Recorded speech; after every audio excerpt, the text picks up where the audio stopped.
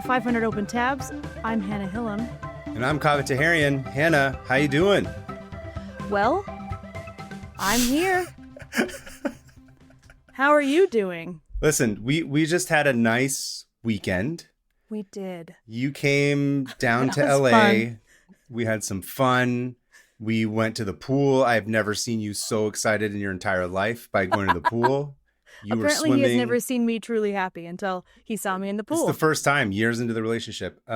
We got a chance. Yeah, you have a pool, you jerk. I want one. I mean, I don't have a pool. The complex in which I live has a pool. Let's be clear. I don't want people to think I'm one of those rich podcasters. Oh, you're right. You're right. The $100 million deals. Split hairs. Yeah. But all the money you give us goes directly to his pool. Yes. We got to go to the pool. That was fun. Of course, you were in town because we were on Jordan Jesse Go, which I believe at the time of this episode's release, it should have already come out.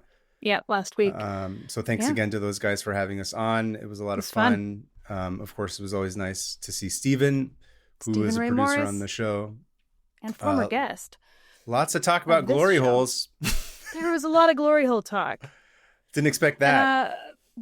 I want to go on record saying that I do wish we could open a restaurant called Glory Holes, but instead of, what glory holes are, we just feed people mozzarella sticks. Mozzarella sticks through a glory hole. Yeah, that's the true glory that you get to feel. How delicious would that be to just eat a mozzarella stick through a hole from a stranger? Exactly. Making dreams come true in Los Angeles. We are going to have a career pivot soon, which is we're both going to become synchronized swimmers for the Olympics. Yep. We did a routine. It sucked, but if you calling it a routine is very generous, but yes. It was fun. It was fun. It was a nice weekend. Sadly, it's been overshadowed by continuous escalation, both in. I gotta be honest. I don't even know what's happening in LA anymore right now. Because I've been, for obvious reasons, sidetracked by what's happening in Iran. For those who don't know, there's been attacks on Iran from Israel and, in so many words, from us, from the United States. And so that's been kind of it was funny because you and I were like, let's go swimming, then watch the news. Yeah. Let's go watch Rambo, and then we're going to watch the war. And then it's almost like this, let's watch Star Trek, and then back to the war. Yeah. It was a kind of an up and down, but hey, listen, we spruced it up, all right? We also watched Los Angeles become a police state over the weekend, too. Don't forget, we please. were there for some of it. Yeah. Or we went to a protest. No. Or did we? We didn't. Anyway. Yeah. So it's been chaotic. It's been awful. Obviously, people have been asking me about it, and far be it from me to come out and make any kind of statement about it. But I thought I'd, at the very least, address the thing that's mostly been on my mind, which is that Iran is an extremely, extremely complicated country, as you can tell, most exhibited by me and my politics and the way I talk about everything. I feel like I'm a pretty good encapsulation of how many contradictions exist within our culture. And I think at this moment in time, it's very easy for people to take a specific side politically about what they think is best for the country or what they think is worse for the country. And, as always, unfortunately, all of these different opinions tend to completely ignore the people who are suffering in the middle of it. Like every war, people are getting killed, innocent people who are living their lives as best as they can, civilians. 10 million of them are getting asked to evacuate in the middle of the night. I mean, it's a humanitarian disaster waiting to happen, it seems. But that's how many people live in New York City. Imagine Manhattan leaving in the middle of the night. Yeah. Nah. Also, by the way, announcing it on the internet at 2:00 in the morning in a country where internet's down. So, but look, regardless of how I feel about it, like I said, up and down emotionally, it's been very complicated to try and stay focused in any of this, but really that pales in comparison to what people in Iran are suffering through right now and have suffered for the past 45 plus years under this murderous, disgusting regime. And at the end of the day, if you're listening to this and you care, whatever you can do to just let people know. And again, it's not about taking a specific stance. It's just about focusing on the victims of this. And how they're the ones who suffer more than anybody else. And I guess that's really the only, again, I could scream about this for hours on end, and I have. You have. Fully understandably. It's funny. It's I've gotten texts for you from my friends who listen to the show. From this show, many of our listeners have learned a lot about Iran and Persia. Just to be a little bit self-indulgent, that is part of what has been the fun of doing this, and sort of what has sort of creatively motivated me is like, you know, a lot of times, a lot of what I focused on when I was doing a lot of film work when I was younger too, was like about how representation of not just Iranian and Persian people, but just MENA, you know, Middle Eastern, North African people in general, tends to be like really one-sided, and it tends to be really comical in a way that's bad. And it's like, you're a terrorist or you're a victim of Islam in some way, and like you've been bombed by something. And so I think that tends to play into, it doesn't just play into stereotypes, but it also keeps people in a box where they don't see anybody as human. And part of seeing as people as human is not just like, oh, the humanity and the love, but also the absurdity and like the kind of the comedy of it. And I hope what I've tried to do is just to give a sense of like, you know, we could be dumbasses too in a fun way, and we could be a good hang. So yeah, I'd say that's been my small, like, you know, contribution to it, that I feel like I've tried to put, because I'm like, that's the thing that I think I can do, that I've tried to help push the narrative forward. Yeah, I think it's been productive. Yeah, in my opinion. So listen, by shoving sugar cubes in mouth and falling asleep from a kebab nap, I hope I've humanized our people to make you feel slightly bad that they're getting killed at this moment. Slightly. And that's what's important. I'm going to tack this on as a representative of MENA as well. Just kidding.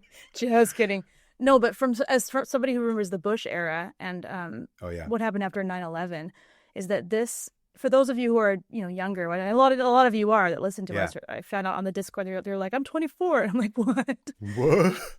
What happened after 9/11 was one of the most insane propaganda pushes in American history, in the way that they demonized anyone from the Middle East and India for some reason. They were like, oh, Sikhs wear turbans. Getting they attacked. did 9/11. The excuse to bomb to go into a country for oil and say that it's because they're trying to get rid of weapons of mass destruction. Liberation. Absolute bullshit. Yeah.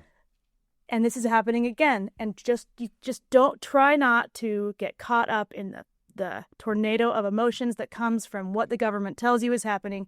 Because I remember newspapers at the time being like, Iraq and Afghanistan are 2 days away from blowing us up. They're a week away from blowing us up. It was fear-mongering, and it's happening again. And use your brain. And go read about that, I guess. Well said. I will say, though, it's been nice. I've been hearing from our friend Dr. Hoda. I've been talking to him a little bit. Talked to Rostigar a little bit. We've been talking to the other Kavas, the other Iranian podcasters. Yeah, the Council of Kavas. Dude, the amount of Iranian podcasters now in my life has been like tripled since I met you. Quadrupled. But yeah, they're all, I've been checking in with them, and they're all doing okay. Good. I mean, no one's doing okay, but you know what I mean? No. Nothing. But again, at the time of this recording, who knows how much worse anything's going to get, and if anyone's, family suffer as a result of this. But as of right now, I think things are okay. That's all you can do. That's all you can do. Yeah. Yeah. So anyway, that was just my little spiel I wanted to say at the top of it. Thank you. Yeah. And thank you for listening. And thanks everybody for being supportive and for reaching out and for all the kind words. Again, I'm okay. I mean, I don't think I'm okay in general because I'm insane. You're physically okay. I'm physically okay. Don't worry about me. Worry about the people getting caught in the middle of this that have no say in any of it, unfortunately, and whose lives are being destroyed. And if you can, use whatever minimal platform you have to help raise their voices and don't let this happen in vain. Exactly. Thank you. That was perfect. That was wonderfully said. Thank you, Cover. Thank you. This week, my tab doesn't really fit into the conventional kind of tabs that I tend to do. Oh, interesting. Okay. And this was an article that I've had open forever, and it's from CBR.com, which is about like comics and whatnot. Okay. And like pop culture stuff. And quote, here's the title of the article. You ready for this? Okay. Yes, I am. The Joker, meaning the Joker from Batman. The Joker was once DC's UN ambassador from Iran until he wasn't. Oh my goodness. What in the world? All right. How is the Joker the UN ambassador to Iran? Will you please explain? No, he was the ambassador from Iran to the From UN. Iran, not Yes. to Iran. Yep. Okay. That is a great clickbait title because I want to know what every single word of that title means. Yep. Yeah. Okay. Tell So me. I felt like this is an appropriate one to kind of Yeah. scratch my itch about wanting to read Iran stuff at the same time of trying to avoid reading about Iran stuff because it's making me depressed. Anyway, so this was part of the storyline from A Death in the Family, which ran in Batman number 426 to 429 in the fall of 1988. This was a very famous story that came out. Okay. And 1988 is like peak Batman, like peak Silver Age Batman, isn't it? It's like the 80s was a big, it was like Frank Miller and all that stuff. It was like the Dark Knight Returns makes him like a huge popular figure again, and it's like a year away from, I think it's a year away. I forget when Tim Burton's Batman comes out. It's either 88 or 89. I think it's 89.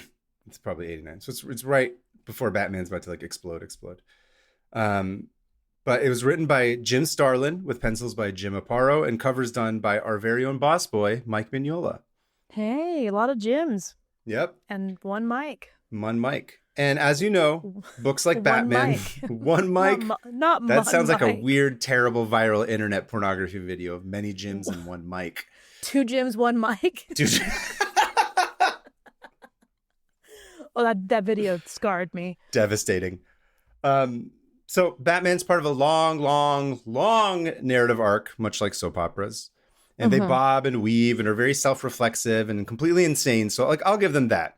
So it's not always fair to just poke your head into like a conversation that's been going on for like 15 years. But even then, the Joker Is that what we're going to do? Yeah, but the Joker as the ambassador from Iran to the UN in the 1980s, dear Lord. Well, the political climate of the 80s has a lot to do with it too, I'm assuming. Mm-hmm. And I'm going to get into all of that. So Jim Starlin, the writer. So by the time he came onto his Batman run, he'd already been like around for a minute. He'd worked for Marvel. He co-created Shang-Chi. He worked with Bernie Wrightson. Oh. He's kind of had like a few things under his belt. They move on to the infamous A Death in the Family arc. And at this point in the Batman universe, the role of Bruce Wayne's mentee / boy toy / Thanksgiving guest roommate that he brings with him, Robin, was fulfilled by Jason Todd. Okay. Dick Grayson's the original. I think there's been like 5 Robins. There's a bunch, yeah. Yeah, there's like 4 or 5 of them. The first one was Dick Grayson. This is Jason Todd. So now it's the second one. It just has like one after the other. It's James Bond kind of thing where he's just like, they got to replace them. All named Robin and all Batman sub. Yes. Roommate.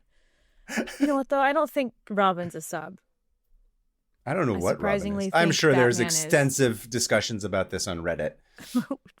I'll go there after. I'm going to defer to them. I'm like, nothing that we're going to come up with will be as detailed and neither of us hotly are gay contested men and debated. Or tapped into the gay, stuff, gay stuff. If you know about the gay stuff and you're listening, let us know in a listener email. Yeah. I'm curious to know what if there's a consensus from the gay community. Yeah. Send us a tab. That'll be fascinating to read, actually. That would be amazing. So Jason Todd is actually not very popular as a character for readers of DC Comics. Everyone kind of hates him. Interesting. A lot of the people working at DC also don't like him, particularly, especially not the writer Jim Starlin. And Starlin had a penchant for killing off characters as a way to heighten drama, which frankly it's a smart move. It's a way to just make like the stakes much higher, especially with superheroes where like no one ever dies. Right. And he had this idea that he thought would dovetail beautifully with what DC had in the works at the time. And get ready. This is a quote. I think this is from some convention he was at a few years ago. And it says, quote, this is from Jim. It was at the beginning of the AIDS epidemic. Oh. DC had this great idea and they put in a suggestion box and said, what character should we give AIDS to? And we'll do a special story. No way. Yes. No. Mm-hmm. They took a voter poll on who should have AIDS in the DC. Who should we give AIDS to in the DC universe? Hey, it's more than Reagan ever did. Yeah. Okay. That's true. They acknowledged it. They acknowledged that it was that it They didn't ignore AIDS the way that the Reagan administration did. No. True. That's absurd. That was like a absurd. I like spat out my water when I was reading that. I just imagined it like one of those like boxes you put like a suggestions box. That's what it was. And it just says in big letters, who do we give AIDS to? Yeah.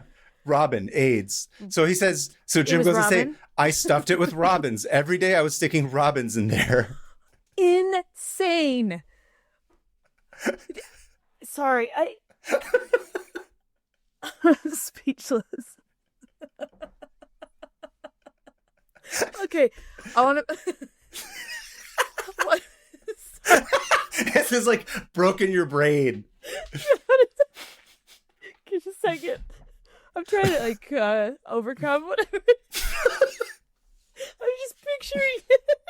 I'm picturing some guy writing Robin like a billion times and just shoving it into the AIDS box. That's literally what he's doing, into the AIDS box. Exactly. There's an AIDS box at DC. This guy's just putting Robin in there over and over again. Give me a second. You broke me. Yeah. You broke me. This is almost like as good as Nixon being in the Kennedy in Dallas. In Dallas, at the same time as Kennedy at a bottling company. Anyway, so the quote continues. I'm just finish it. Every day I was sticking robins in there, but they recognized my handwriting and they threw all the robins out. But it gets better, Hannah. It gets better. No, it doesn't. It can't. It does. I can't handle it. It does. And Jimmy Olsen won. You know Jimmy Olsen? No. Who works at Planet Express, or not Planet Express, the Daily Planet. Daily Planet, right? I'm confusing all my things. I don't know. Jimmy Olsen works with Clark Kent. He's like the kid in the newsroom or whatever. It's just another Jimmy. When you say Jim, I'm just like, oh, sure. Jimmy blank, Olsen, right? Jim, fill in the blank. So they voted to kill Jimmy Olsen with AIDS. Okay, all right. Internally. And then they found out that, so then there was a Superman movie that was coming out. They found out that the actor who plays Jimmy Olsen in the Superman movies was gay. Oh, no. So they abandoned the whole thing. Smart move. Yeah. Good choice, I guess. You don't have to make this choice at all, but sure, now that you've set these parameters that someone has to die of AIDS, that's a good choice to not do that. I'm glad that there was a limit to their insanity, that they were like, this, I guess, like, that's the part where, like, this part looks bad. Again, more than Reagan ever did. So yes, I just was like, I absolutely just baffled by that entire side story. So they scrapped it. Okay, the whole AIDS plot, they scrapped. The whole AIDS plot is gone. But good. So, I guess I can't even read this next line. I guess good on DC for not killing Jason Todd with AIDS. But I swear to God. Anyway, Starlin, he doesn't give up. He can't give Jason Todd AIDS, but he'll be damned if he can't still kill him. So lucky for him, at a DC retreat. This is really wrecking me. Yeah, as it should. Okay, just talk. Editor Dennis O'Neill was at a DC retreat, and he cornered the president, Jeanette Kahn, and pitched an idea based on a sketch he had seen on Saturday Night Live. Oh, In it, Eddie Murphy is seen holding a lobster that's named Larry. And he's kind of talking to the camera, and he reads two different 900 numbers. One would tally a vote to boil Larry, and the other would be to keep him alive. I remember that sketch.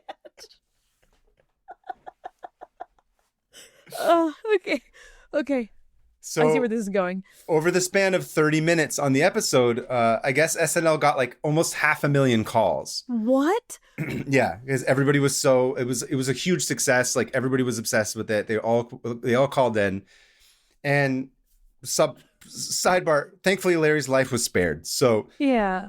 O'Neill was like, we should do that shit. Like, let's let the fans decide. We're just a platform. We're not a media company. Free speech. Let them do it. You know, etc., so on and so forth. Yeah.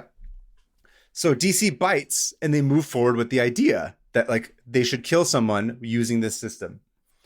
No longer with AIDS, just as like as giving him an option. So O'Neill, the editor, he's like, man, I sure feel bad that I didn't let Starlin give AIDS to Jason Todd, but I'm gonna make it up to him and let him write this story.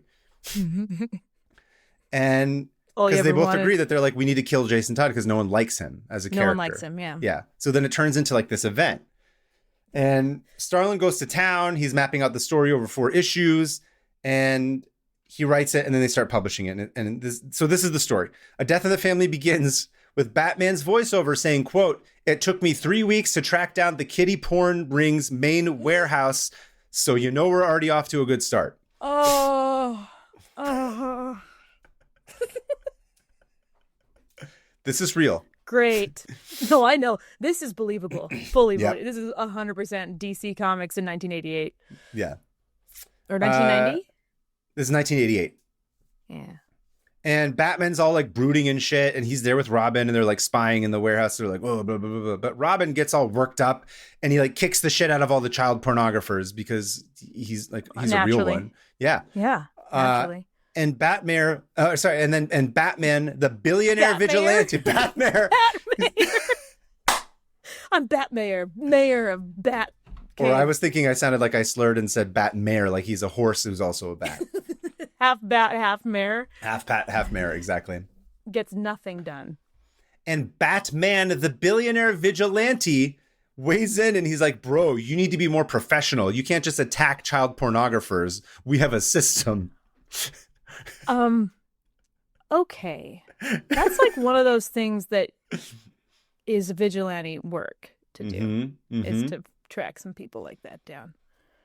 I don't like Batman right now. Oh, you're not going to like him any. You're just going to keep getting annoyed with him. Imperialist douchebag, dude. Yeah. Oh. And Robin's like, I'm not old enough to have a driver's license, and for some reason you think it's responsible to bring me along on missions that endanger my life wearing nothing but a Speedo and a cape, but sure. Sure, defend the child pornographer, Batman. Exactly. I sure don't fit the bill. And Batman just like gaslights him, and he's like, you're too emotional. And he puts Jason Todd on a leave of absence because he's being like as an emotional as an Italian right now. He's like, you can't deal with it. Kidding. No, he actually does do this. He puts him on a leave of absence? Yeah, he's just like, you've been acting erratic lately. I can't trust you. Okay, continue. This is old-timey racism, like old-timey, like 1980s kind of shit. Yeah.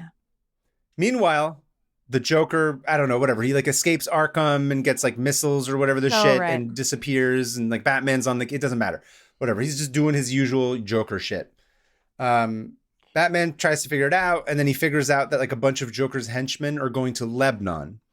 Okay. And he's like, Did you say Lebanon or Lebanon? Lebanon. Oh, Sorry. I heard Lebanon, and I was like, Lebanon. are they calling it Lebanon? I'm ready to throw. He's going to Lebanon where the thick Batman. Yogurt exists. Lebanon is so good. Exactly. That's what my Lebanon. phone always used to correct your name to. Was Lebanon? Lebna? Lebna, yeah. Kaveh got corrected to That doesn't even make sense. I know. That's funny. Racist ass phone. Very. It corrects my husband's name to Swan. Swan? Swan. Hannah and Swan. Anyway, Joker apparently has, according to Batman's, detective work, he's like, I think the Joker has gone to Lebanon. And meanwhile, Jason Todd, he's on leave of absence. He's going on like emo walks in the old neighborhood. And this lady that knew his parents is like, hey, I got some of your old shit here. And she hands him a box, inside of which is his birth certificate. Oh, no. And he's shocked to see Catherine Todd not as his mother's name, but it's smeared out. And it's like some name that begins with like an S. Because it turns out his biological mother was someone else entirely. The person that he thought was his regular mother, Catherine Todd, is not his biological mother. Oh, man. Also in the box is his father's address book, which he takes and he inputs like into the Bat computer. And he's trying to figure out who that S might be that would have like sort of fit the profile of who might be his mother based on who is in his address book. And he comes up with, he has AI, essentially, Batman AI. Yeah, it's literally what Batman has, is his own version of ChatGPT. And then it spits out a bunch of pictures of people with like 18 fingers and like hands that don't make sense. And it's Will Smith eating pasta for some reason. And Robin looks at his hands. He also has 18 fingers. And he's like, I found my mom. But it spits out 3 potential matches. And I shit you not, this is not a joke. It straight up turns into Mamma Mia. No. So he's going to go on vacation with all 3 of them? He's going to go on vacation and try to figure out which one of these 3 is his mother. That I'd watch that musical. Listen, it's an idea, all right? If somebody who writes music, I know there's a lot of musical fans listening to this show. Disgraced advocate against child pornography goes on vacation to find his true mom. No songs at all, just a straight play. You know, I could probably get ABBA to write those songs, even though they didn't technically write the songs for Mamma Mia. It was just pulled from their catalog. Anyway. Yeah, but I bet they could. It becomes Mamma Mia. All three of these women are overseas. One's in Ethiopia. One's in like Israel, Lebanon area. One's sort of like maybe in the Israeli area. And then the other one's, of course, in Lebanon. Very convenient. And he goes over there. Batman goes over there. Everyone's in Lebanon now. He doesn't even know. They don't know that they're both there. And Batman's hunting down the Joker before he sells like missiles or whatever to some buyers. Again, doesn't matter. And 80s stuff. 80s stuff. He's traveling around as Bruce Wayne at this point. And in my favorite panel ever, Bruce asks the Lebanese cab driver in Farsi to take him to where all the criminals hang out. Here it is. And it literally says in Farsi, and there's an asterisk there.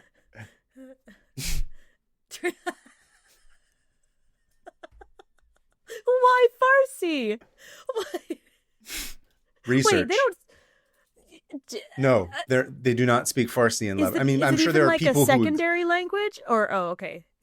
I imagine there's some people who speak. No, this your guy cab shouldn't driver. be speaking. He would be speaking Arabic. He would not be speaking Farsi in Lebanon. Yes. Honestly, like secondary language, he'd probably be speaking French. Right. Oh. Okay. But anyway, great research, insane. Guys. Yeah. That is one of those things where it's like you just have to open an encyclopedia. That's all you have to do. It's not even hard to find. Yeah. Or ask one person. Ask one Lebanese person. I don't know. Why am I getting angry at the 80s? It's fine. It's fine. So this is my absolute favorite now, because you know what this means? What? Bruce Wayne knows Farsi. This is canon. You can take it to the bank. Why didn't I put that together? Wait. You're right. And Aghay Vane, if you are listening, I have a message for you. مرسی برای همه زحمت‌هایی که کشیدین برای کشور ایران. اما تو رو خدا اینقدر لوس نباشین دیگه. مالیاتتون رو بدین دیگه. بسه. Thank you. What did you say? Bruce Wayne will know. Okay. Salute, مالیاتتون رو بدین. مالیاتتون رو بدین. Mm-hmm. I second that. Agreed. I don't know what. Go on. After Batman arrives in the illegal terrorist market section of town that the Farsi-speaking cab driver took him, because that's the thing, by the way, you just hop on the L and you go to illegal terrorist stop. Yeah, you get off at the terrorist bazaar. Yeah. He runs into Dick Grayson there. He's like, what are you doing here? And for some reason, Dick Grayson's wearing a pink headscarf for reasons unknown. Interesting. I don't understand. But there seems to be like a lot of queer quoting in a lot of this, which I think is interesting. I would not be surprised. It's interesting, especially with Robin, because he is always very much portrayed like more effeminate. Yeah, and he's wearing a headscarf. Anyway, I'm going to chalk that up for not researching rather than no, I don't think so at all. There he tells Batman about his Mamma Mia plan and how one of his potential moms might be this undercover Mossad agent who it turns out is about to make like a fake deal with some unnamed terrorist group that wants to bomb Tel Aviv. I'm assuming they're implied to be like Hezbollah or something at that time. That would have sort of fit the profile of what's going on at that period. Hezbollah, or maybe they're like Palestinians that like were pushed out, and the politics of that area gets a little bit complicated and messy. But sounds real similar to what's happening now. Yeah, nothing changes.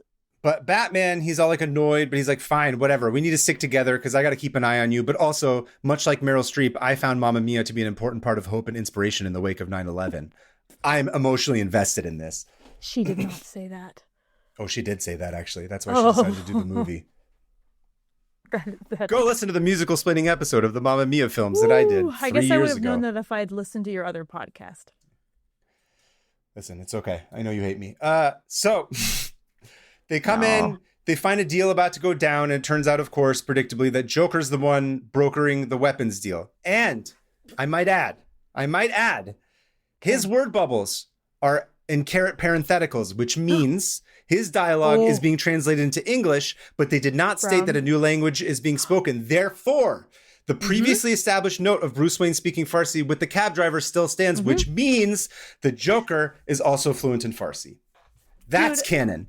Incredible. This is This is actually incredible. This is awesome. Theoretically, be an entire comic of the Joker and Batman having a conversation, only all in written Farsi. in Farsi, completely canon. That's a great idea. Yep. So all you Farsi-speaking creators out there, go for it. Yeah, go for it, Kaveh. You're one of them. Yeah, right. That's true. Anyways, the whole thing falls apart and Joker gets away. And turns out the Mossad agent isn't Robin's mom. So they go into the next name on the list, who is conveniently also involved in terrorist activity, something or other that overlaps in Lebanon. And it's like the plot's so stupid and none of this matters. And not the reason I was doing this tab, but just to get through it all and like rush through it. Batman and Robin, they go undercover as terrorists, which is as egregious as you'd expect. The other lady's not his mom, blah, blah, blah. So now they have to go find the last name on the list, who's in Ethiopia. Okay. So I'm a little confused on the chronology of this exactly in terms of releases, but I think it's after the second issue of this 4-issue arc that they printed the ad with the phone numbers to keep Robin dead or alive. And predictably, everyone's like, hell yeah, bro, Robin needs to die. Let's kill him. Kill him. Kill Robin. So back when democracy meant something, back when a vote meant something. This is just, what's the boat in England that was like Bodie McBoatface was what? Yeah, this is the 80s equivalent of that. Yeah, here's the thing. It's always going to be the dumbest thing. Yep. Someone's always going to be submit the dumbest thing. Yeah. So they go to Ethiopia and they find Jason Todd's real mom, who's like, I don't know, helping people, but also like a criminal being blackmailed by the Joker, but she like double crossed. It doesn't matter. Blah, blah, blah. The Joker blows them up and Batman's too late and everyone's dead except for Batman. She dies? So I think she dies and then Jason Todd Robin dies. And there's like Did you ever get to meet her? Yeah, no, she's in that whole issue. The issue is like, he goes and he's like, oh my God, you're my mom. And she's like, oh yeah, I remember it, but I had to leave. It doesn't matter. It's for the point of this tab, it's just like, it's a whole other drama. Yeah. And then Batman's like, oh my God, this kid's dead. And he's sad and he's like holding him and blah, blah, blah. It's finished. But here's what happens now is that the Joker, he's done a really good job at terrorism, which means it's time to get recruited by the big leagues. So enter the Jerry Krause of terrorism, the Ayatollah Khomeini, who apparently was also trying to get that hugely coveted three-peat. He wanted another championship ring.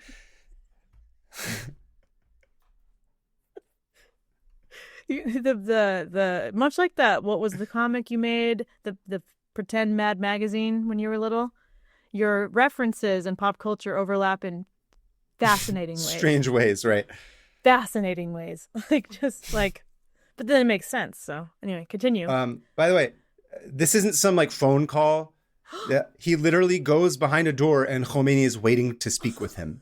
Wait, I have a position in my government I wish to offer you, Monsieur Joker. Which, again, I'm just going to point this out. Joker speaks Farsi, as does Ayatollah Khomeini, obviously. And yet, in this moment, they decide to all speak English together.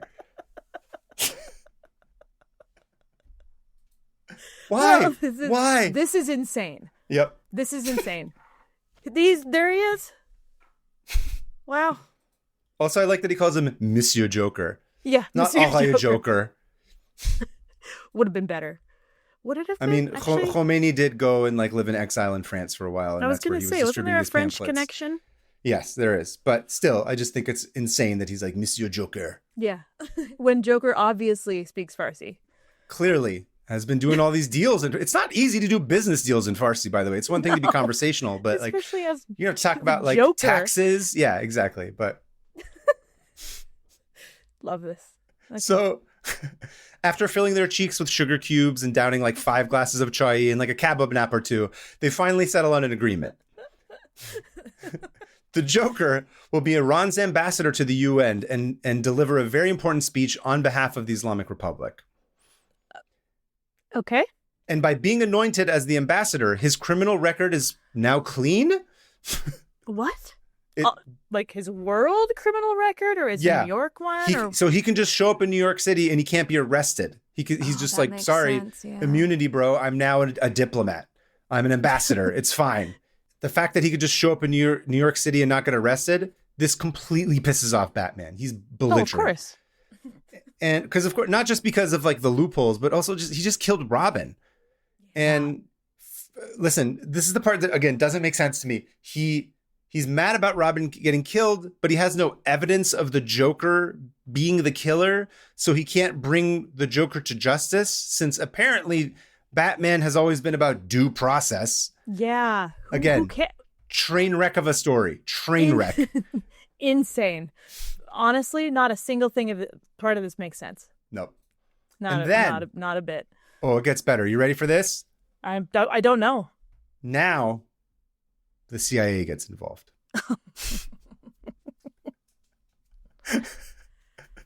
This should go great. Yes. And they know that the Joker's coming to DC to give a speech. And so he has a meeting with the head of the head of the CIA has a meeting with Batman. And he's like, sorry, Bats, my hands are tied. We're the CIA and we got to keep it legal. You know, we don't know nothing about how to circumvent international law and impose our own unchecked will on other governments, least of all Iran. So the Joker's going to get that speech and there ain't nothing you could do about it. Fully researched. the innocent, pure CIA. Just trying to do the right thing. Just trying to work within the confines of the law and make sure that things are above ground. And absolutely. It gets crazier. To show that they're serious, they recruit none other than Superman himself to keep Batman in check. The CIA recruits Superman to keep Batman in check. Correct. Because remember, Superman sadly is the ultimate bootlicker, despite being a 100%. Refugee alien seeking asylum who came here, quote unquote, illegally, which I don't agree with, but that's what they would say. That's what they would say. And he of course, he's a bootlicker. Okay. Yeah. Oh. And Batman's all pissed. I don't like any of these people. You know what? At the end of the day, Spider-Man is the only good one. Out of all the superheroes in Marvel and DC, Spider-Man is a working man superhero. Love a good Miles Morales. Love a good Peter Parker. But anyway, stay focused. Batman, he's so pissed at Superman stabbing in the back that he tries to punch him in the face, and then he just like almost breaks his hand because Superman's an alien. This is like Donald Trump and Elon Musk breaking up. Seriously. It's the two of them. But Batman's like, whatever, I'm just going to figure some shit out. I don't care. And then a bunch of other stuff happens. It doesn't matter. Then comes the big day. Batman can't do shit. His hands are tied. Also, it's probably broken. But Bruce Wayne, the billionaire, is able to get into the UN because, money. Oh, money. Actually, this is the one part of the story, the only part of the story that makes sense. Mm-hmm. He's like, oh, I just want to hang out. Basically, he's like, sure, billionaire, walk right in. Yeah, I'm a lobbyist, probably. Probably. Yeah. And the Joker shows up to give his big speech dressed like an Arab sheikh representing bisexuals at Pride. Look at this outfit. Hold on. I mean, he's literally wearing, it almost looks like he's draped himself in the bisexual flag. Let me see. That's not a judgment on how he's dressed. That's a judgment on the literal colors look like the bisexual flag. Am I wrong? No, it's way crazier than I even expected. He's totally This is like racist and somehow homophobic at the same time, and somehow like a fashion crime. Yeah. So he's he's literally wearing bicolors. Yeah, give me a second. So he's strutting into the UN wearing, I don't know what this is called, but you said it was the outfit. It's like the sheikh, like the Arab sheikhs, over just kind of thing. Yeah, he's dressed as an Arab sheikh, but underneath his blue coat, his blue over thingy, is pink, and he literally looks like he's wearing the bi flag. Yeah. He's like, hey, everybody, I'm here, I'm chaotic, I'm bi, and I'm appropriating a culture. So, I mean, Which, if I were bisexual, I would think this is the funniest thing ever, and I would be obsessed with like This is mocking this absurd. over and over again. But that's not my. Someone needs to cosplay this. Yeah, exactly. That's what I'm saying. I think that would be the funniest Somebody thing ever because who's it's so stupid and awful. Preferably not a white dude. Needs to next. Hey, come on, do your first cosplay. Make it this. Oh, true. I think it should be a bisexual Mina person, personally. But okay. I think that would be. I don't want to shout out, call out to any bisexual Mina people. We have your next cosplay ready for you. Okay. Anyway, he shows up and look. Okay, so just real quick, the bisexual flag aside. Yeah. Again, the favorable take here is that this is actually genius writing, but we all know that this is not good writing because they did not do the research, and this is ignorance. However, I could see that if a smarter person had written this could be like the biggest kind of like funny theater to happen in the UN, where the Joker's like, I'm not even going to dress like an Iranian because people don't know the difference. Like making some sort of like a chaotic statement about it to like spit in the face of everybody. Yeah. You could see a scenario where that would happen, which is also such a disappointing aspect of. There's so many parts of the story where I'm like, you dropped the ball, you dropped the ball, you dropped the ball. You could have done something so funny here, and you didn't do it. Anyway, he gives a speech. And I'm going to send you the speech because I don't want myself on camera reciting this speech for fear of getting arrested or murdered someday. So you can read the speech, but I think it's... Yeah, for sure. They're just going to be like, oh, fun. She's reading something. Okay. Yeah. It is a great honor. So here's the speech from this Batman comic. Joker saying it. It is a great honor for me to be here tonight. I am proud to speak for the great Islamic Republic of Iran. That country's current leaders and I have a lot in common. Insanity and a great love of fish. But what? But unfortunately, we also share a mutual problem. We get no respect. Yeah. Everyone thinks of Iran as the home of the terrorist zealot. They even say worse things about me. Would you believe? This is hilarious. This is amazing. We've both suffered unkind abuse and belittlement. Well, we aren't going to take it anymore. You'll no longer be allowed to kick us around. In fact, you aren't going to be able to kick anyone around ever again. Hits you right here in the feels. That's absurd, man. And after that, in the next page. Okay.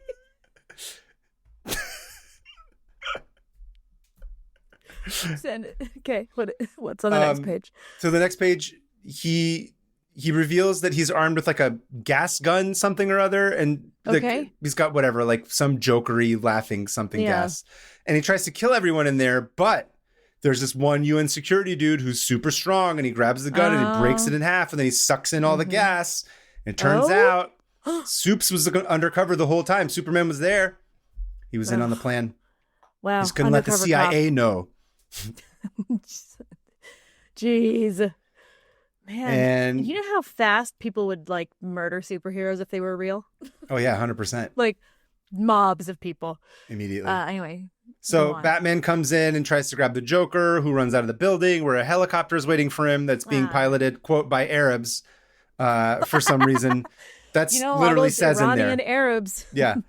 I mean, there are technically Iranian Arabs. I just mean that, like, in the thing it says the Arabs in the helicopter. So again, okay. Sorry. The generous take of this, somehow Hezbollah is like his escort when he goes over to the United States. I don't think that they've researched it this much. Yeah, that's kind of what I was thinking. I think they're just using Iranian and Arab interchangeably. That's what I mean. There's no nuance here. There's no like, there's technically Iranian Arabs, so we're going to have those be the Arabs that are. No, it's and Arabs all speak Farsi, by the way. Don't forget.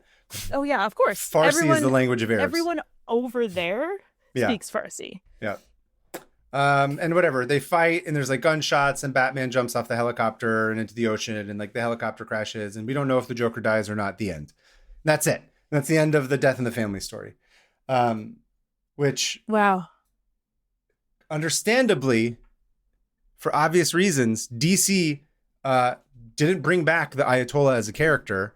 But I'll say this is the last little bit. For some insane reason, they did retcon this story in the year 2000. Oh, okay.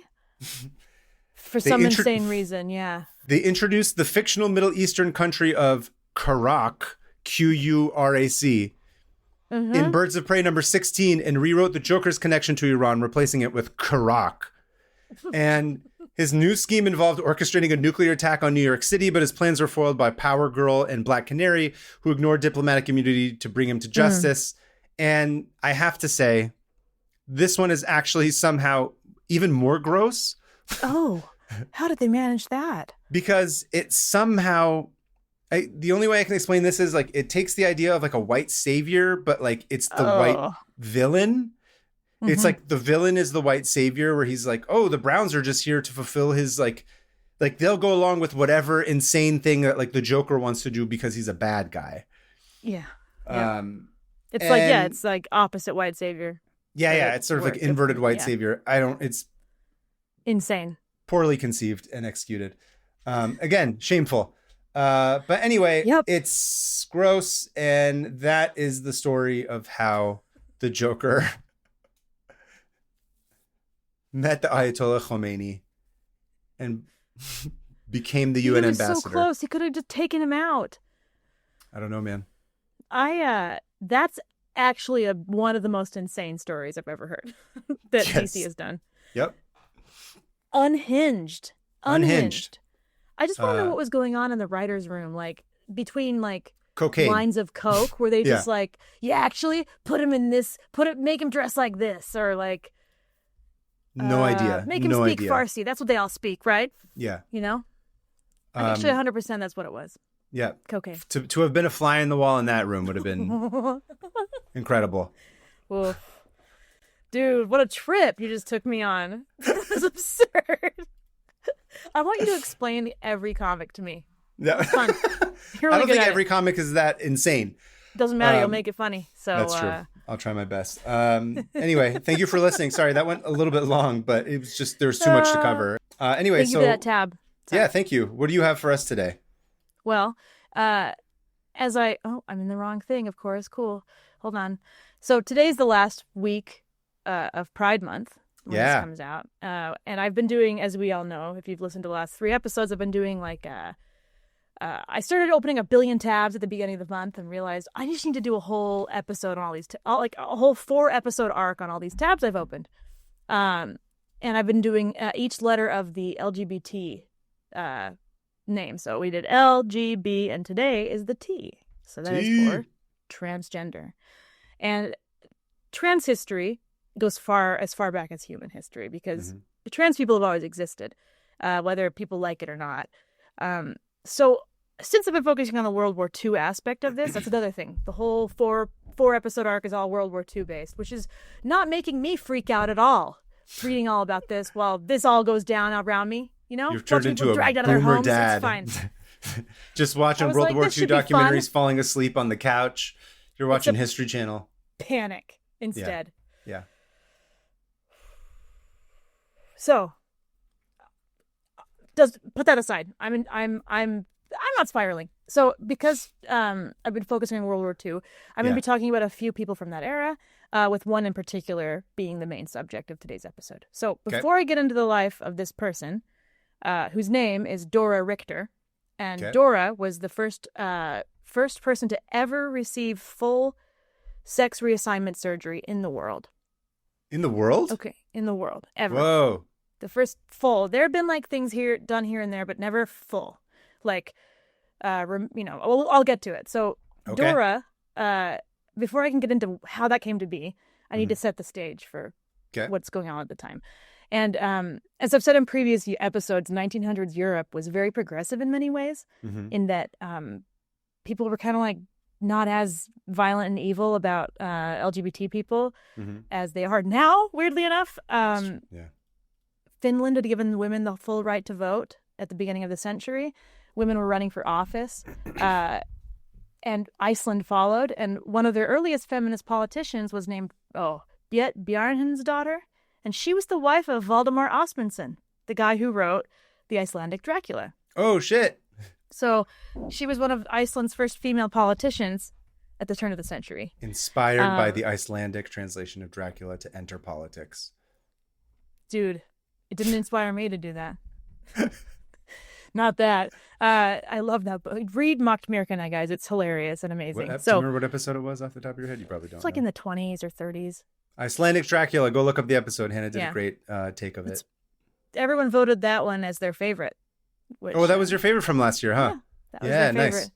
Which was flattering. Audience approved.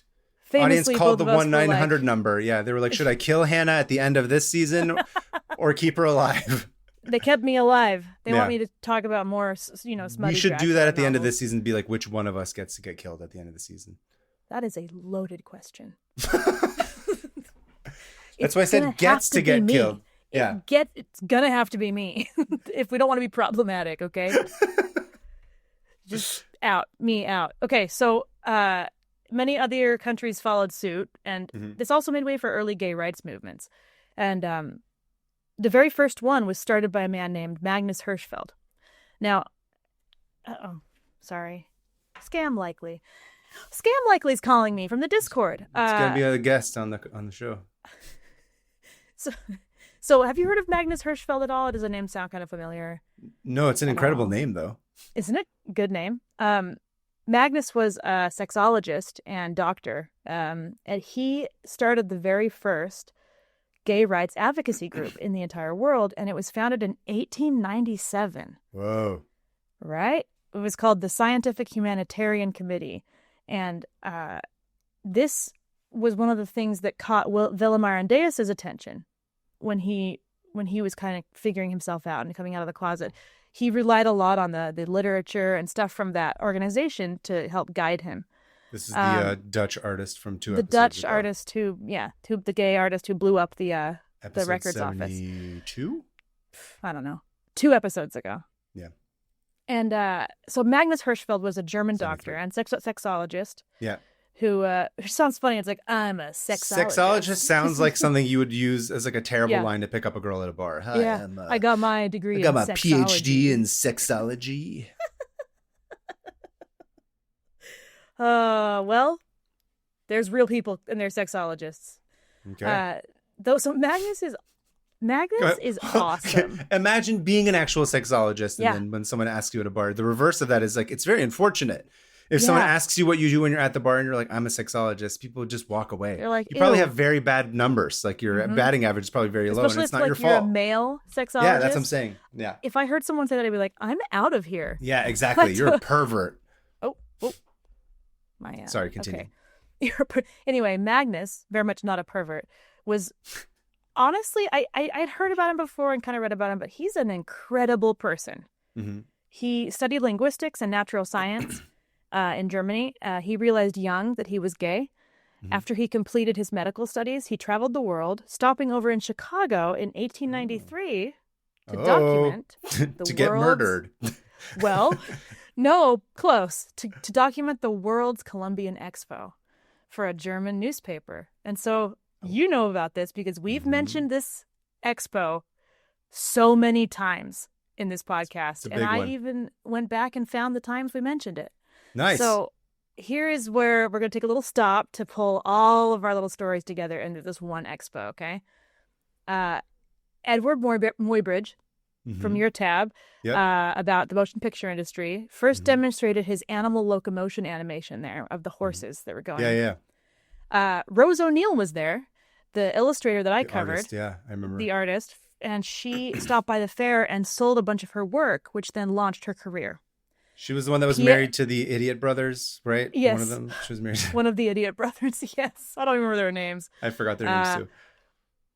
Pierre de Coubertin, which is the guy mentioned in the 1904 Olympic Marathon tab, he was the founder of the International Olympic Committee in charge of resurrecting the Olympics for the modern age. And he was the guy who, he saw this World's Expo and he was like, dude, we could make the Olympics really cool like this. Yeah. And that was, he was there seeing it.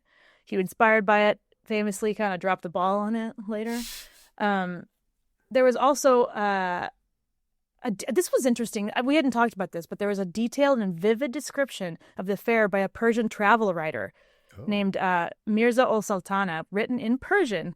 and published. And I tried looking for it everywhere, and it's not digitized, but I'm fascinated to You know find who could out. read that? Is Batman and the Joker. Why haven't they done that? They'd fully be able to translate it for us. Yeah. That's canon. I saw that on there. The Ferris wheel was debuted. There's something called a Tesla egg, which sounds like a new car that sucks. Yeah. Also Eglon. I'm just trying to make all the connections between next week's episode that you guys will hear. Eglon. So the entire fair was powered by Nikola Tesla's AC electricity, giving him a leg up on Edison at the time. And also where American serial killer H.H. Holmes would lure visitors to his big dumb murder mansion and kill them. So that's some context. So Magnus is there. On. Yeah. You know, accidentally bumps shoulders with Rose O'Neill, goes and watches Edward Muybridge's animation, and eventually finds himself in the homosexual subculture of Chicago. And it is a life-changing thing because he's like, bro, there's gay people here too? Like, it's not just in my town. Right. No, in so many words. I thought we invented whoa. gay. I thought the Germans invented gay people. But what struck him was that he was like, we're the same everywhere. Yeah. The doy. The doy. And he started this theory that, like, it's not wrong. It's not an illness. It's normal, you know? Like we all know he was now. raised to think that it was not, because I'm confused because you said a bunch of stuff was progressive and whatnot. It was progressive. At that time, yeah. but it was at still seen time, as, even in Germany. It was seen as a deviancy, Gotcha. something that was an illness. And so Magnus, for the first time, was like, bro, we're all gay. Yeah. We're everywhere. And so he starts to begin this theory because he wants to be able to bring this back to Germany and be like, by the way, the whole world has the same subculture and it's not just us and it's not an illness. And so through science, his ethos was through science to justice. And he wanted to use science to dispel any of the beliefs at the time. I get it. So he brings it back. He brings all of his experiences back to Germany and begins working as sort of like an early psychiatrist for like soldiers and like, it's not really a psychiatrist, but he started noticing that a lot of his patients who were gay were also suicidal because of that. Yeah. And he was like, oh, bro, this sucks, tale as old as time, unfortunately. And in 1896, one of his patients ended up taking his own life. And he left a letter for Hirschfeld telling him that he tried to stop being gay, but it didn't work. And he didn't have the strength to tell his parents the truth. He ended his letter with, quote, the thought that you could contribute to a future when the German fatherland will think of us in more just terms sweetens the hour of my death. Damn. So pretty much like, do what you can. Yeah. You give me some shred of hope.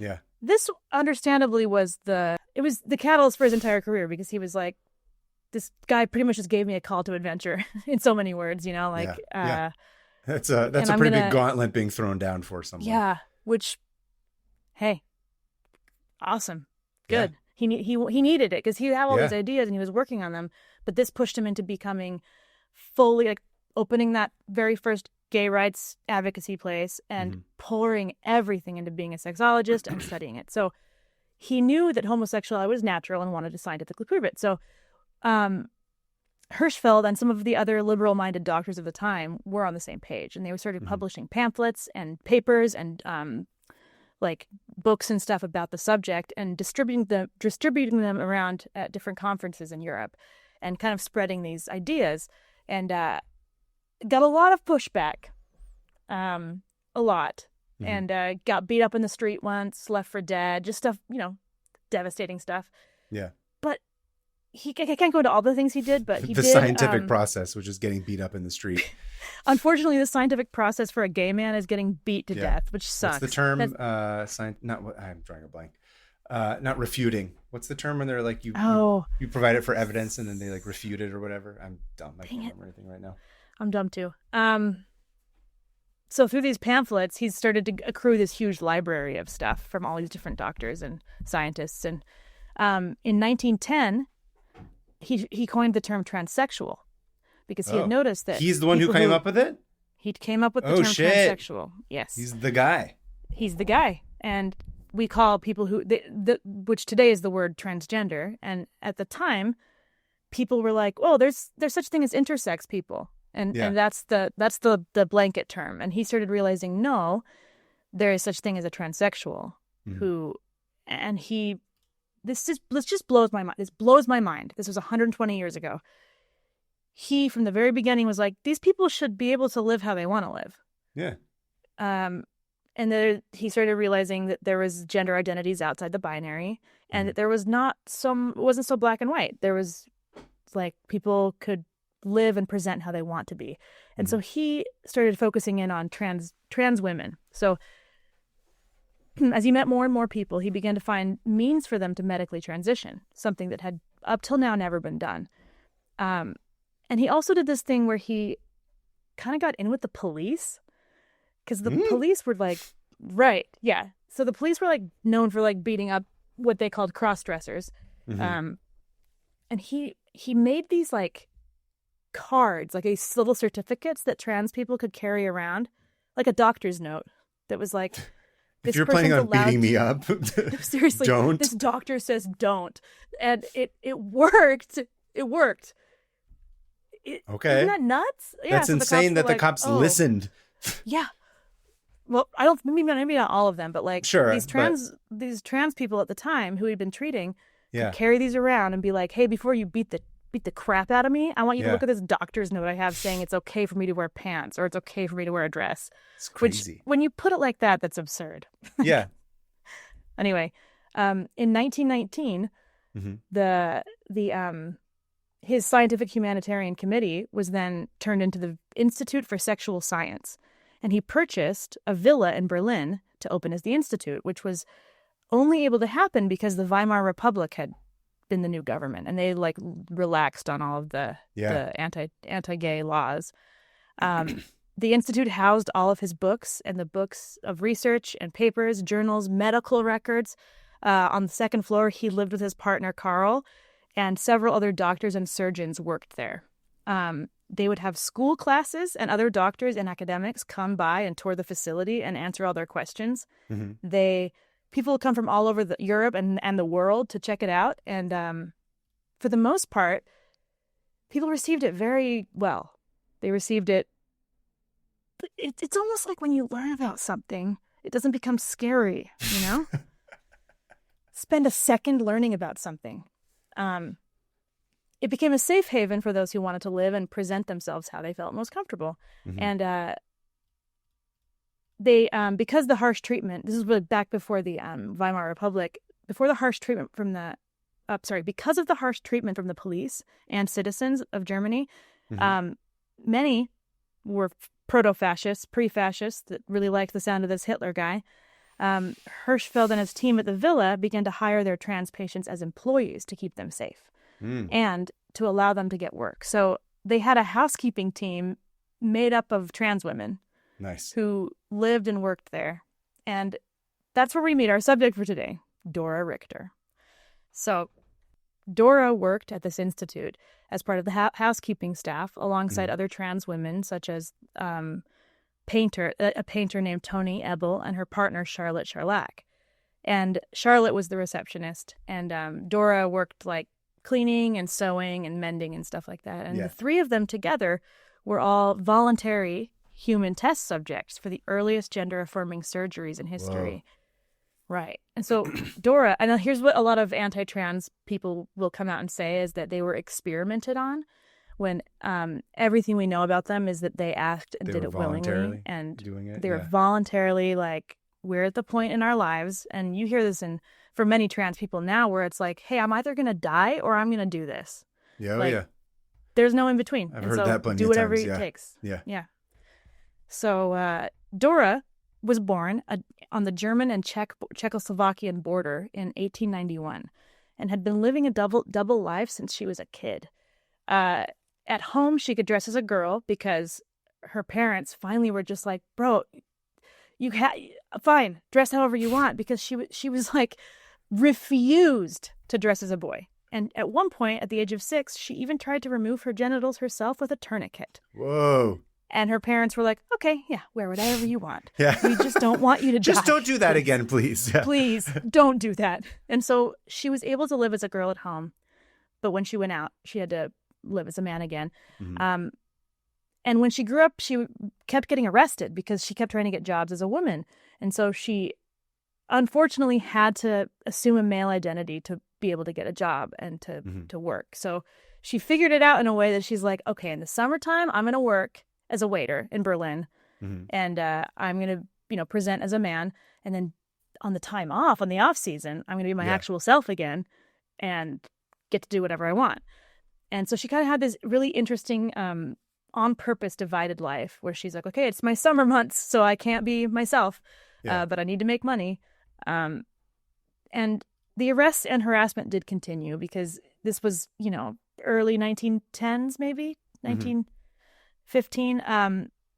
Even because this is even the early 2010s and 2020s also. Again, things don't go in a huge cycle. No. Great. We didn't have a pandemic almost exactly 100 years after I'd argue this one. is less of a cycle and more that like it never really got to the place where it was supposed to. That's the thing. You're right. Well, you'll see why too. I've had to swallow a lot of fiery anger while doing this tab because to me it's more important to focus on the person that Dora was. But the arrests and harassment continued even under the more open-minded Weimar Republic. Finally, Dora was arrested, and a judge who had been like, you just keep getting arrested. You need to go see Magnus Hirschfeld, all right? Which was very forward-thinking for the judge. Interesting that the judge was like, It's like, finally what the judge was like, I see what's happening. This isn't cross-dressing. Which tells me, I wonder if, like, the judge was somehow in, like, maybe he was gay or... Because people weren't coming out. How would he have known Magnus is what I'm saying. Like the judge. Because Magnus was very well known. Oh, okay. Because he was kind of like a household name, and everyone's like, Magnus, the guy who messes with people's bodies or whatever, or the guy who believes this and got beat up in the street and stuff. So the judge sent Dora to the Institute, and Dora was given a pass to present as a woman in public and began working there alongside. So she finally had this home and family kind of structure in Berlin, and she was able to be her true self for a good decade. Oh, nice. Yeah. So in 1922... Oh, yeah. No, this woman's story is incredible. Anyway, in 1922, a surgeon on Hirschfeld's team performed an orchiectomy, which was the removal of her testicles under the direction of Hirschfeld, who had theorized that removing the testicles would allow Dora's body to shift and appear more female. At this point, it was just a theory. The surgery went great, and within the year after the surgery, Dora's beard had disappeared, her features softened, and she began developing fat around her pelvis. And it greatly helped her dysphoria and her feeling more like a woman. For a decade, she lived there, with most visitors never even noticing or caring that she was trans. She formed friendships with many people and helped lift the community there. In the 1930s, she was given a vaginoplasty, the very first one. The very first ever. At age 40. That's crazy. And it went 40. great. 40. Damn. She was 40. And there was some dispute, but people are almost certain that Dora was the first. She's now celebrated as the first. As the first, okay. The 2 years after her surgery were terrifying because the Nazi Party was ramping up big time, and they took over in 1933. Hirschfeld, before then, had been labeled as, by Hitler himself, the most dangerous Jew in Germany, which pretty sure that that's the opposite of the truth. But one of the very first things that Hitler's supporters did was loot and destroy the entire institute. Yeah. The doctor, sorry, this is going to be sad for a minute. They dragged the doctors and patients into the street to be shot, and they pulled out all of the books, histories, medical records from the past 30 years and burned them in one of the very first instances of Nazi book burnings. Devastating. Gross. Absolutely devastating. It's like, it kind of reminds me of, it's like the Trans Library of Alexandria. Yeah, I was going to say. What was in there? What kind of shit got... Yeah, exactly. So I was just thinking, like, what kind of shit got lost to the annals of time now? So much. And where would we be now if it hadn't? Like, this put us behind decades and decades. Like, this guy was so forward. Anyway, it makes me physically ill to think about, honestly, because it's like... Yeah, and people don't realize that the Nazis went after them first. Like, and Luckily, Hirschfeld was out of the country at the time. So he was on a book tour, and he was able to survive, but he did pass away in exile. Did he After ever the go Nazis... back? He never went back No. after that? No, he would have Shit. been immediately killed. Oh, Jesus. After the Nazis had sufficiently cleared out the institute, most of the patients and employees had died or fled. Dora completely vanished, assumed dead like the rest. Mhm. Until 2 years ago, What? a researcher... Yep. Oh. 2 years ago, a researcher named Clara Hartman was following leads on forgotten trans people and noticed something interesting and weird about something she was researching about Dora. While looking through the Czech archives and visiting all the little tiny towns, she found Dora's birth certificate and noticed that it had been changed. Her birth name had been crossed out and replaced by Dora Richter, which was her chosen name. Mm-hmm. This wasn't odd, since Dora had spoken about wanting to have that done. But what was weird was that the update was done on January 28th, 1946, which means Dora Survived must the have been war. alive. Dora must have been alive in 1946 to have that changed.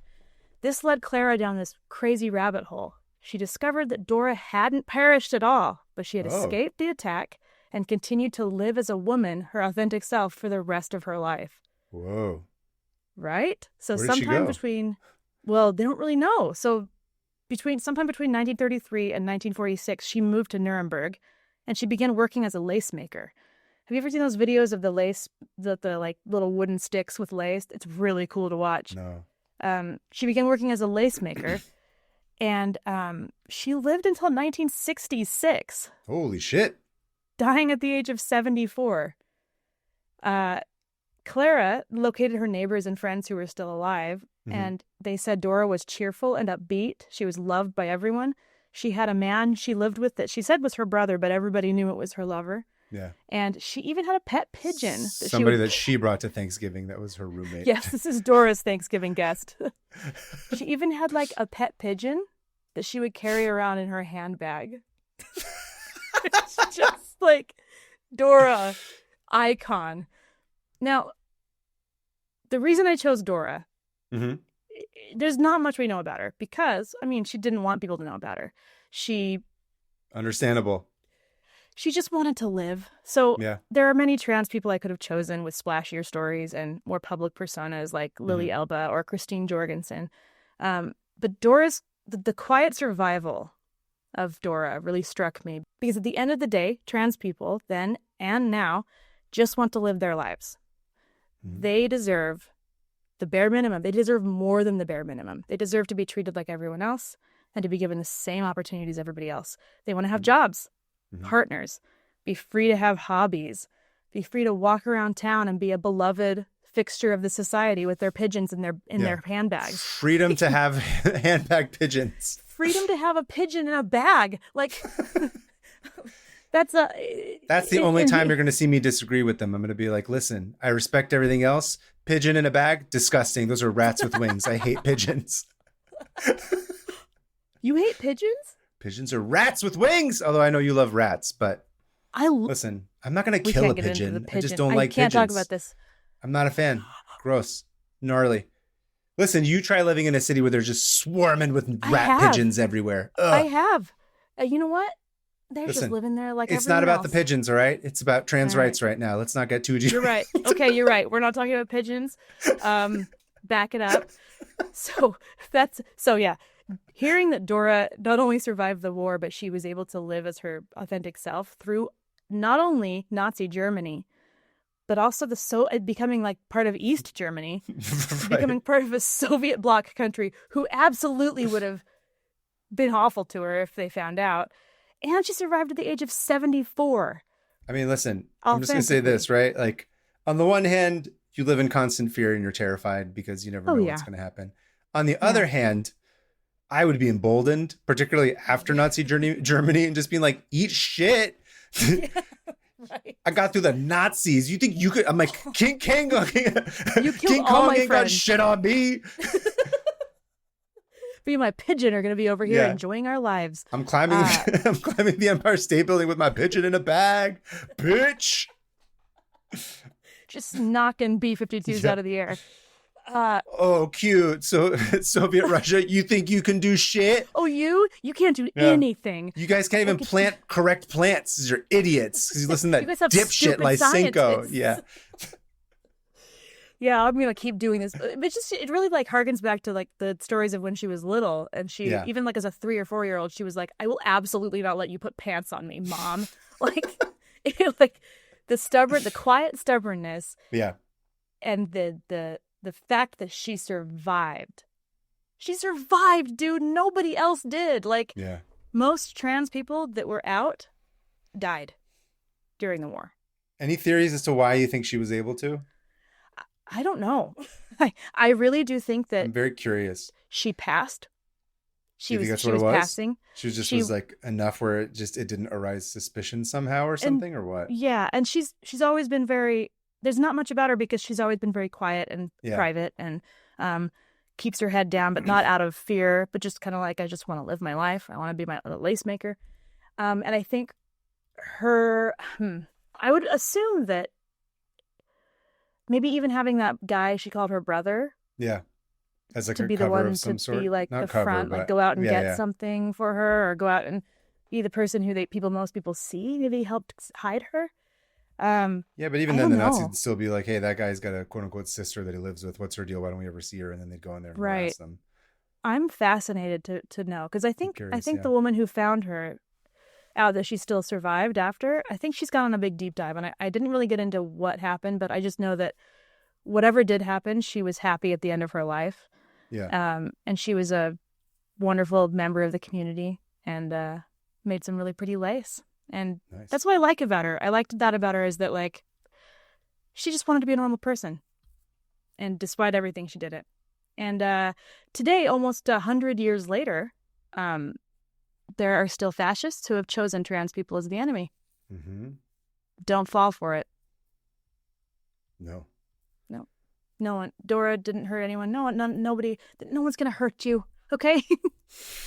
No one. How they dress or name themselves are gonna hurt you. That's it. That's at the end of the day. The fascists are gonna hurt you. Yeah. That's my tab. Fascists are the ones who are gonna blow up your house and your home and bomb you and kill you. Mm-hmm. Marginalized people are not the enemy. Boom. No. Thank you. Well, thank you for that, Tab. Thank you for letting us know about her. That was wonderful. I'm really curious about. Salute to Dora. That's the part of fun historical fiction that I'd be like, it'd be fun to come up with an entire story of like, what was that lady doing for like on a day-to-day for those 10 years, right? 20 years. Yeah. You just come up with some crazy shit there. It'd be some fun. Like, what was she doing in like 1943? You know what I mean? Where it's like still alive. I forgot to say her other two friends. Well, of course sorry, I can't remember their names. Charlotte and her girlfriend, they survived as well. But they all thought, all three of them thought the others were dead until later, when Charlotte reconnected with her ex, and she was like, "Bro, we're all alive. Not Dora, but imagine? We are." Yeah. And that's another thing where it's like the very first people to receive gender-affirming care all survived the war. That's pretty awesome, anyway. Actually. Isn't that crazy? I kind of love that. Right? They're like, oh, no, we're not going to. No, absolutely not. Again, emboldened. Anyway. Oh, cool, Hitler. How about your entire Reich crumbles and you all die like idiots? Yeah, I hope you all die. And they did, thankfully. Good. Best thing Hitler ever did was put a bullet in his own head. Just kill himself. Yeah, I wish he had done it earlier. Me too. Anyway, listener mail? No, we got to close our tabs. Now we got to close our tabs. It's quite the transition there. Whatever. What do we want to do? So many to choose from. I kind of want to do Hitler putting a bullet in his brain, but that's not really what we're here for. No, we've done guns for the last 3. So I think we're gonna not do guns. Something from yours? Let's do something from yours. How about like a superhero punch? Sure, let's do a superhero punch. Like kapow! Yeah, like the actual 1960s Batman. Yeah, Sorry, Okay. Alyssa. Thank you. Actually, it might not even be Alyssa. It might be you fighting this one. So Oh, sorry no. to you. Well, that means there'll be no sound effects because I'm too lazy. I have no library to speak of. Anyway, Oh, great. I'll count us down. You ready? Yes, please do. Yep. 3, 2, 1. Closed. I don't want to close all the Dora ones because I do want to see what else she's, what else she did. Anyway, Moving on to listener email number 1 is from Matt from the swamplands of the Toledo Strip. Interesting. Okay. And this has been edited a little bit because it was a little bit longer than we were going to have time to read, but this is most of it. Hello, Kava and Hannah. I'm a bit of a latecomer to the podcast and still catching up on episodes, but there has been a recurring topic that I felt I had to share. The rivalry between Michigan and Ohio has been mentioned in passing several times during your podcast, notably during episode 21, The Great Moon Hoax, when Kava mentions a few other things going on in 1835 to give context for this tab. Since I live in the Toledo area, I figured I'd give a little more of this incredibly stupid story and the origins of the Michigan-Ohio rivalry. Essentially, the issue goes back to when the Northwest Territories were being roughly divided up into what would be future states. One such boundary was from the southern tip of Lake Michigan, running east in a line until it hit the edge of Lake Erie. When Ohio was becoming a state, they got worried that an interpretation of those rules and maps might lead them to having very little access to Lake Erie and the port city of Toledo. So Ohio decided to just reinterpret the ordinances and maps in a way that favored them. Wow, that sounds like the English. Years later, Michigan starts to move towards statehood, and it establishes its boundaries based on the original wording of the Northwest Ordinance. This, of course, led to Michigan and Ohio both laying claim to the same strip of land, which became known as the Toledo Strip. Again, not either of their land, but yeah, go for it. Each sent in militias to enforce their respective claims. Congress gets involved. The area gets resurveyed several times, and even President Andrew Festering Boyle Jackson weighs in. Even though most could reasonably see that Ohio was in the wrong, they were already officially a state and therefore had more political clout, which is why Congress ultimately sided with Ohio. So as a concession, Michigan received the Upper Peninsula, or UP, as people from Michigan like to say. Which at the time seemed, as I was reading Upper Peninsula, and I was like, oh, I'm married into Michigan royalty. UP. Yeah, you are. She's not really royalty, but I just call her Michigan royalty. Which at the end, she is to us. Which at the time seemed like a bad Michigan trade-off. Which at the time seemed like a bad trade-off, but would later be discovered to be rich with ores and other natural resources. Anyways, love the podcast. Thank you for filling my days with random bits of knowledge. Matt. Thank you, Matt. Thanks, Matt. I have a topic of conversation to have with my wife now and all of my other Michigan in-laws. But no one from Ohio, all right? We're not going to. Just kidding. Listen, I don't know. Can't all be anyone. perfect. Sometimes you get given the worst bit of land, and that's fine. Okay? It's okay. What am I saying? Mine's from somebody named Matt. So what? Did Matt write in twice? Nope. But it's another Josie situation. It's a different Matt. Oh, so keep it Matt. Keep it Matt today. Yeah.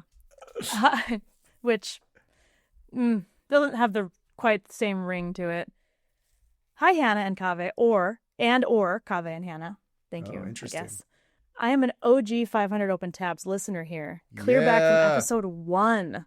Whoa. Listening to you guys is a genuine joy, and your podcast makes me an even more sparkling conversationalist than I already am, which is a low bar, but whatever. I also want to note that I've had to cut this one down too, quite a bit, but hopefully it's still got the Matt's essence. Hilarious voice still shines through because this is really funny. Okay, good. I am writing today about how hemorrhaging cows and a former U.S. president who literally could not stop having heart attacks ended up spawning one of the most widely used life-saving drugs in the world. Also, rat poison. In the early days of the Great Depression, Wisconsin farmer Ed Carlson was pretty nonplussed when his cows kept eating winter hay and bleeding out all over the place. Can't do it. I think the hay was like moldy or something. One day, he had decided he'd had enough, so he scooped up a milk jug full of diseased cow blood and drove straight to the capital of Madison to find a state veterinarian to tell him what the hell was going on. Oh, I see. He was able to find the laboratory of PhD biochemistry professor Dr. Carl Paul Link. So Dr. Link, as professors do, told his PhD candidate students to solve the problem. Yeah. The students hand it did off to the solve TA and like let the class do it. They take all the credit, you know? Yeah. The students did solve the problem. I don't have time to do work. Right. Great. The students did solve the problem, synthesizing the molecule that they found in the highly cursed milk jug of cow's blood. In the 8 years that followed, Dr. Link and his team realized a tiny bit of bleedy poison might be good for preventing blood clots in humans and animals in such a way they could protect against strokes and heart attacks. So they partnered with the Wisconsin Alumni Research Foundation, WARF, to try to refine. Exactly. It was him. To try to refine Compound 42, which is the compound they made from it, into a helpful product. As is often the case, the chemical was tested on rodents first, and they kept super dying, and everyone was like, well, shit, this is terrible medicine, but it's a great pest poison. Nevertheless, WARF persisted because they really thought that tests proved that while it was awful to mice and stuff, it was safer for larger animals and probably humans. Mm-hmm. So they decided to give it a real name, derived from their acronym, Warfarin. Worf gets his own medicine? He does. It's from cow blood. Meanwhile, the pest control by the way, that is something Worf would do, by the way. Really? There's no need. Oh. There's no need for bandages. I will simply drink blood from this cow. Oh, I watched some Star Trek. It would bring me great honor. First time I ever watched Star Trek. It was at your house. It was great. It was unhinged.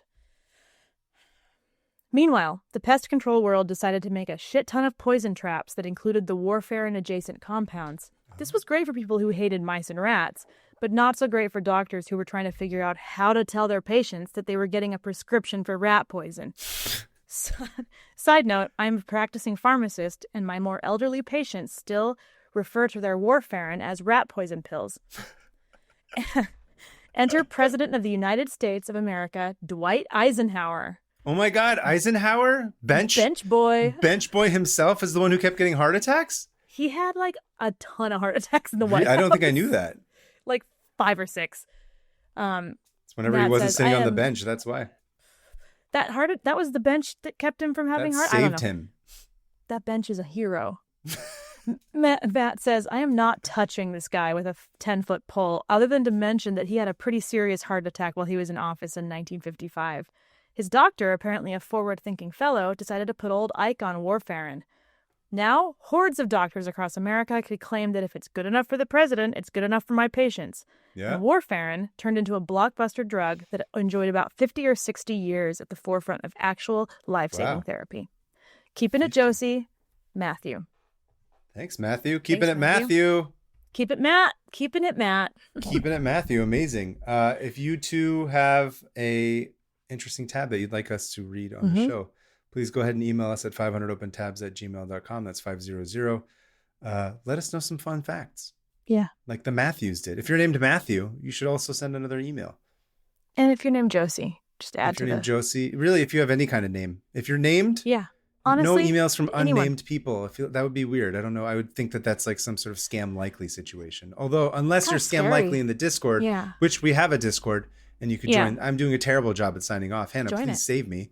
No, you're not. This is all organic, okay? Join it. We also have a Patreon where if you want to help support us financially because you love this podcast and we give it to you every week and it's free, you can do that for $3 a month and you get extra bonus stuff and generally get to vote on stuff. Or give us more than $3 a month. You can give us $300 a month if you can afford it. Times are hard, I get it. But if somehow you have the money, now this is clunky, but greatly appreciated. Yeah. It'd be greatly appreciated. We love doing this show. We love you guys. Thank you for listening. And you can follow me at Hannah Hillam on everything. You can follow me at PermaFriends on Instagram and then Competarian on Blue Sky. And of course, thank you to Alyssa as always. And anything you want to announce before we wrap it up? I think we're like end Comic-Con? Of July here, end of June. Yeah. Yeah. I'll be at Comic-Con in a month.